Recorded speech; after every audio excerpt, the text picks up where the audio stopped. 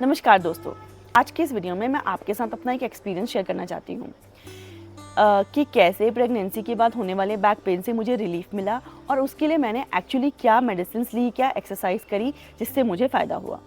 तो सबसे पहली बात जो मैं कहना चाहती हूँ वो ये है कि जब आपका बेबी होता है तब आपको इतने सारे पेन्स होते हैं कि आपको कमर दर्द पे तो ध्यान ही नहीं जाता।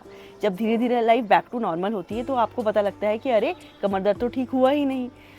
कमर का जो दर्द है मुझे तो मोस्टली सुबह ही होता था। जब मैं सोकर उठती थी तो मेरी कमर की बैंड बज जाती थी। मेरा पोस्चर पूरी तरह ख़राब हो चुका था, मैं झुककर ही बैठने लगी थी। उससे मेरी कमर में बहुत ज़्यादा दर्द होने लगा था। अब एक बार की बात है, मुझे अपने बेटे को वैक्सीन के लिए लेके जाना था और उस दिन बहुत बारिश हो रही थी। खैर कैब करके मैं जैसे जैसे डॉक्टर के पास पहुंची, जब वापस आने की बात हुई तो पता लगा कि बारिश रुक ही नहीं रही है और मुझे कोई कैब भी नहीं मिली। तब मैंने और मेरी मम्मी ने डिसाइड किया कि चलो पैदल ही चलते हैं। मैं पहाड़ों पे रहती थी और पहाड़ों पे तो चलना अच्छा माना गया है।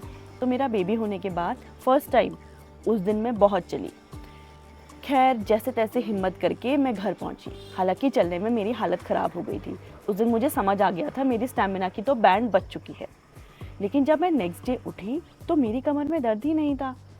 उस दिन मुझे रियलाइज़ हुआ कि अच्छा तो ये है जो मैं लैक कर रही हूँ। मुझे तो चलना स्टार्ट करना है। लेकिन तब कोविड का टाइम था और बाहर जा नहीं सकते थे। घर के अंदर आप कितना ही चल लोगे।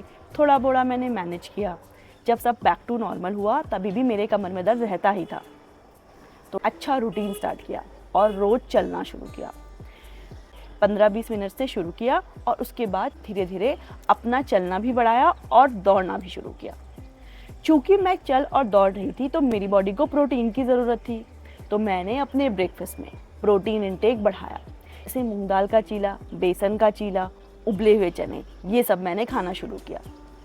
इससे हुआ क्या कि मुझे चलने में मदद मिली, भागने में मदद मिली और बैक पेन भी सही हो गया। आज भी अगर मैं बहुत टाइम तक एक्सरसाइज ना करूं या चलूं फिरूं ना तो मेरा बैक पेन वापस आ जाता है। तो ये बात तो मुझे समझ आ गई कि ये एक ऐसी चीज़ है जो अब शायद ज़िंदगी भर मेरे साथ रहेगी ही रहेगी। इसका ये सोल्यूशन है कि आप वॉक करते रहो, आप चलते रहो। मुझे लाइफ में कभी भी बैक पेन नहीं था।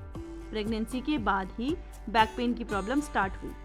तो पर अब मुझे प्रॉब्लम भी पता है और सोल्यूशन भी। तो बस चलती हूँ, खूब चलती हूँ और लोगों को भी चलने के लिए प्रेरित करती हूँ।